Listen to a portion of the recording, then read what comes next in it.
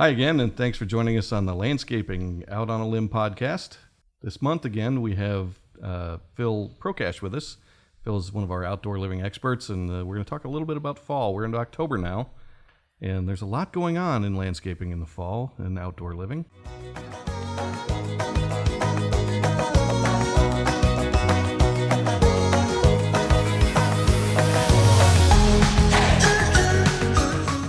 Now's a good time to start thinking about what you should do to clean up your landscape in the fall and put it to bed, as we say. Absolutely. This time of year, leaves are falling, plants are kind of ending their peak. So it's really the ideal time to start getting things cut back, picked up. This year in particular, with how wet things were, we've seen a lot of different fungal diseases that have popped up. And one of the best controls for that is making sure everything's cleaned up and disposed of properly. Yep, get all the old stuff out of there. If you're cutting back shrubs or perennials, make sure you're taking out the foliage and getting that out of there so it doesn't start to rot and create other problems. Exactly. So right now really is the ideal time for that, getting your leaves cleaned up. And also certain plants, now is the best time to prune. Certainly every plant has its own ideal time. Now is probably the most common for most varieties. Yeah, Tom Jensen and I argue about this occasionally. There's a number of plants like spiraea and potentilla and a number of other ones that it's best to just give them a good haircut. Take them down to maybe 6 inches tall, either in the fall or in the spring. Yep. Tom and I argue about, one of the things that we argue about is that what I recommend is, especially on older plants, older spiraea especially, to stomp on it after you cut it. The spiraea crunch? Spiraea stomp, that's what I call it, yeah. Yep. To get all that old dead wood out of there, and it helps to get all the old foliage and all the ugly old things out of there. Makes for a much healthier plant and much better flowering in the spring. Yeah, I think one misconception is that people need to be very careful when pruning certain varieties. A lot of varieties actually benefit from being aggressive. You get a lot fresher, newer growth and younger looking plants because of that aggressive pruning. So you said the spiraea stomp, you get all that dead woody growth out of there and really brings it back to life the next year. Yep.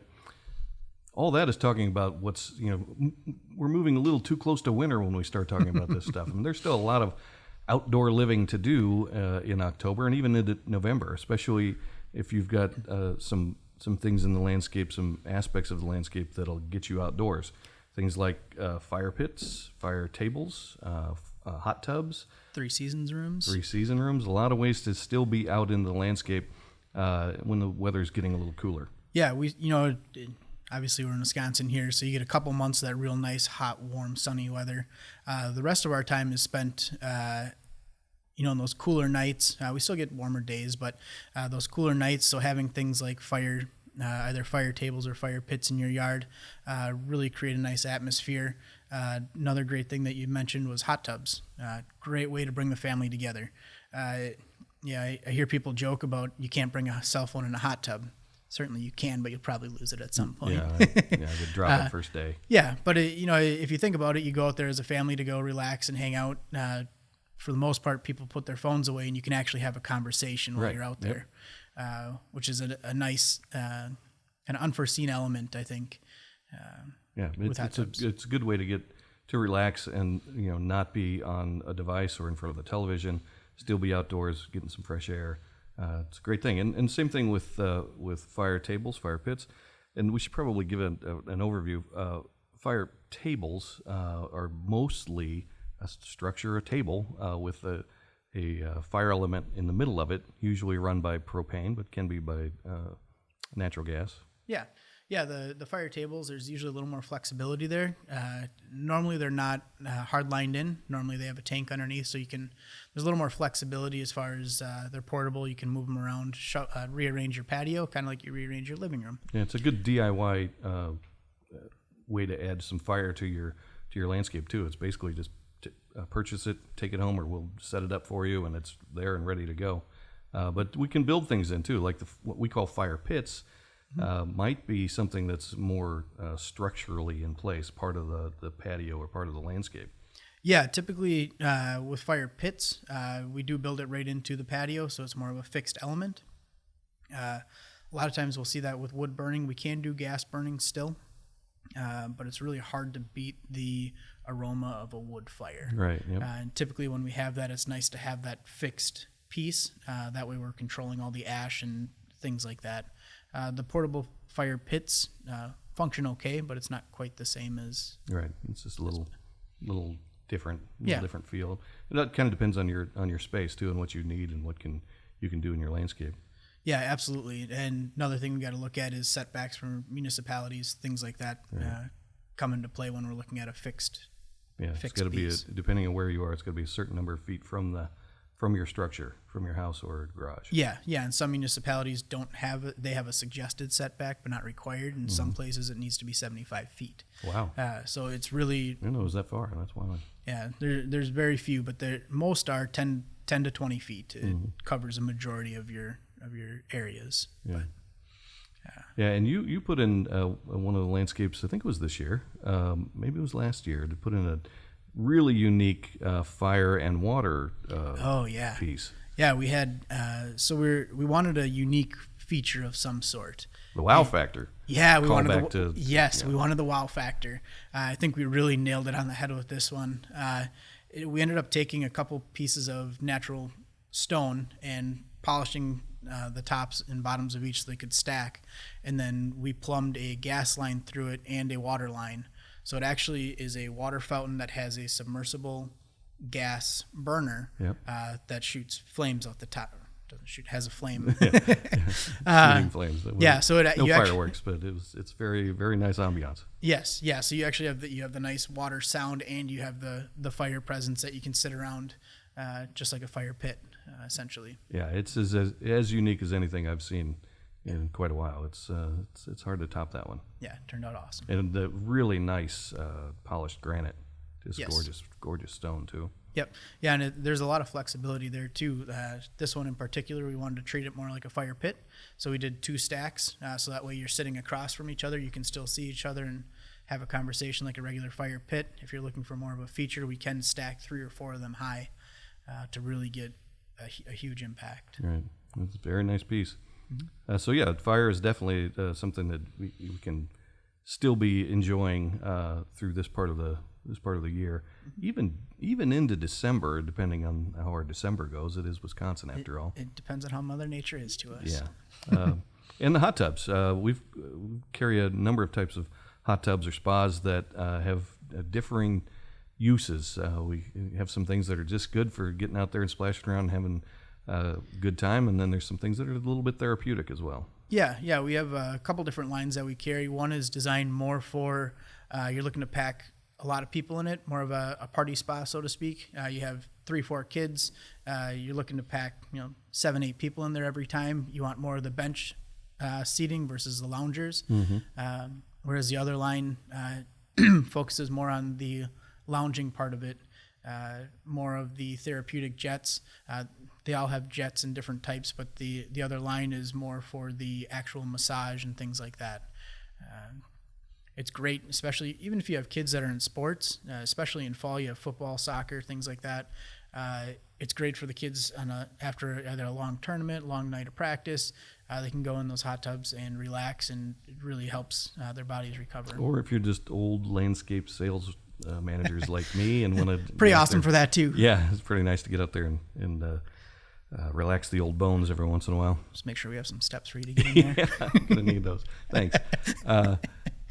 Another aspect that we have come into in the last number of years, Threeseason rooms. We've started installing Threeseason rooms, and that's a great way to transition both from a fall standpoint and a spring standpoint. Kind of extend your season outdoors without freezing your tail. Yeah, both either Threeseasons rooms or screen rooms. A big issue that people bring to us is mosquitoes, bugs, flies, wasps. Either a Threeseasons room or screen room is great for obviously controlling that. The Threeseasons room also offers a little flexibility in extending our season. It gets a little bit cooler at night. You can certainly make your way in to extend your night and in your season a bit.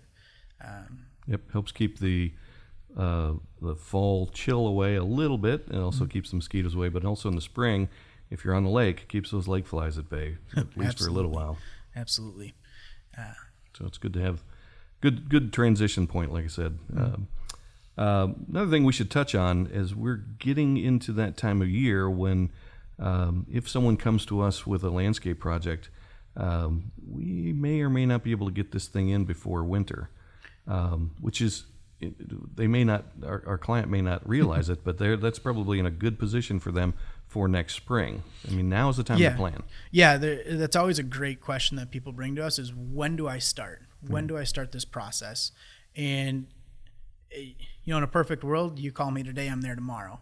In a realistic world, it could potentially take months of planning to get your project right. The way our process works is we come out there, take a look at your yard. Now is a perfect time for us to do that. With all with the season coming to a close, we have the time to get out there, take pictures, take measurements, get plans drawn up, design work done through the winter. And then that way we can get things scheduled and situated for a spring install. If we're waiting till, say, March or April, even February, normally we have carryover from the year prior, other projects that have been in the works. The weather. In the weather. Mother Nature plays with our schedule tremendously. So having things coordinated and planned out now, even before the first of the year, is fantastic, at least getting those conversations started. Yeah, we're always happy when we can buy a few days or weeks in April because we can get projects done. These last few years, April has not been kind to us at all. We've not been able to start until May. May, almost June for a lot of, quote unquote spring projects. June is a more realistic time frame with the way the last couple seasons have gone. Especially if we're looking at anything that is going to need lawn work done, dirt work as we call it, to getting it graded, seeded. That's really not going to happen until June. Yeah, a couple days of nice weather in spring doesn't do a whole lot for us when we're looking at dirt work. What we really need is for conditions to dry out so that we can get equipment into a yard. That top couple inches that dries out in a couple days of good weather isn't enough. We need that dryness to penetrate deeper so that we can support the equipment. We need an extended number of sunny days. Yeah, not make a mess. It can do more harm than good. So any other thoughts on fall? Anything that you have in your head that we might be offering to folks? I think one of the biggest things is, like we just touched on, is planning for next year. We really, I can't stress enough that getting those conversations going now really helps plan things for spring. It allows us to draw up plans and sit down, look at them, and really think things through and not try to rush them to push ahead on the schedule. Now is really ideal for that. Probably one of the biggest.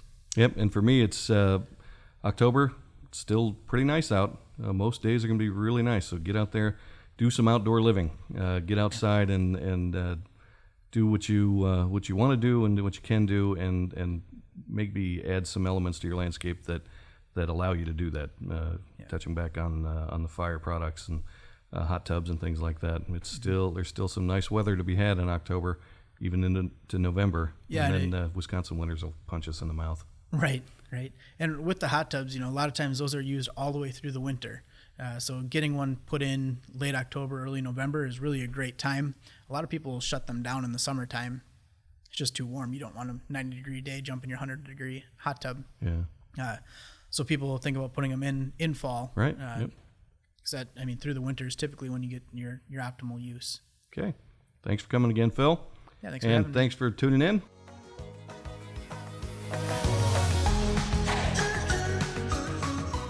My name is Tom Jensen. With me today is Phil Prokash, and we are at the Vandehei Company, of course.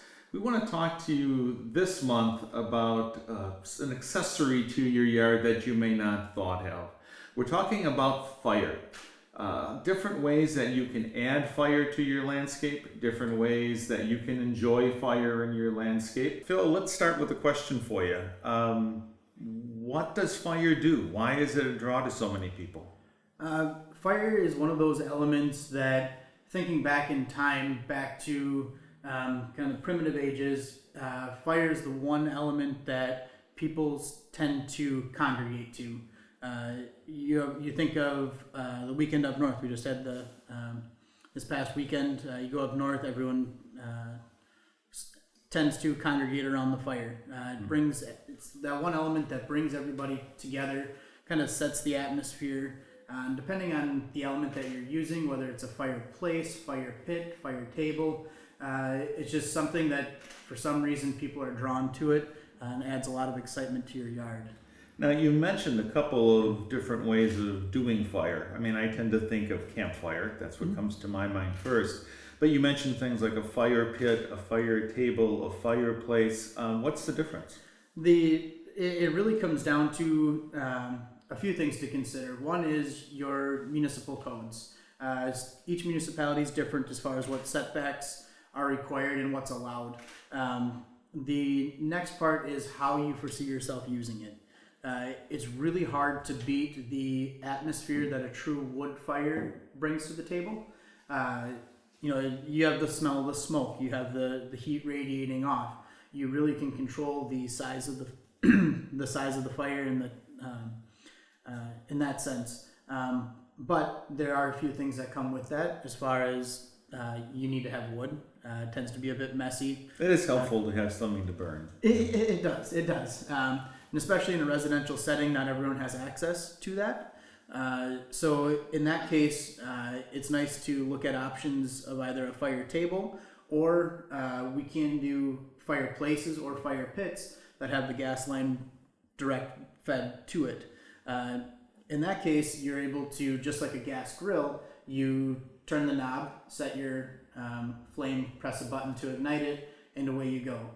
There's no smoke involved, or at least very minimal in comparison to a wood fire, and you can regulate it much more easily. If you have little kids around, things like that, it is nice to have that little safety feature of you turn it off and it's done, it's gone, versus the hot coals of a wood fire. So, fireplace, I think everybody gets. We're sitting in one right now. Yeah. But when you mention a fire table, Yeah. this is actually something you sit around like a table we have in our kitchens and enjoy? Yeah, there's a lot of different options there. We have already assembled fire tables at our retail center, or we can also do custom built, where it's built right into a bar area. You can get them at coffee table height, all the way up to bar height. And what's really neat about those is you can have a table that has the insert inside of it with the glass on top. It acts as a regular table while you're eating, entertaining guests, things like that. And then, as the sun sets, clear the table, you take that shield off the top, and you have your instant fire table. So you're not needing two separate entertaining spaces, which in a backyard, that extra space is very valuable at times. And again, now that would not be with wood. That could either be gas coming off your home, or it could be propane, Yes. that's stored on site. Yeah, you can do it either natural gas or LP, and you can have the tanks underneath or have it direct fed from your house. Okay, and how does that then differ from a fire pit? Is that more the in-ground fire we're thinking about when you sit down with your friends? Yeah, fire pit is probably your most classic image that people think of when they're imagining fire in their backyard. Fire pits are great as far as fitting a large number of people around them. It's probably your most user-friendly in that regard, but they do take quite a bit of space. Now, you've sold a lot of them into your clients here. What's the most popular? Ooh, that's a great question. I would say it's still probably the classic fire pit is probably the most popular yet, but I would say the next runner-up would be fire tables. They've really been catching on a lot, and what's really nice about those fire tables is the versatility of them. If they're not built in, you can have a portable one that you can pick up and move off to the side as well. Well, excellent.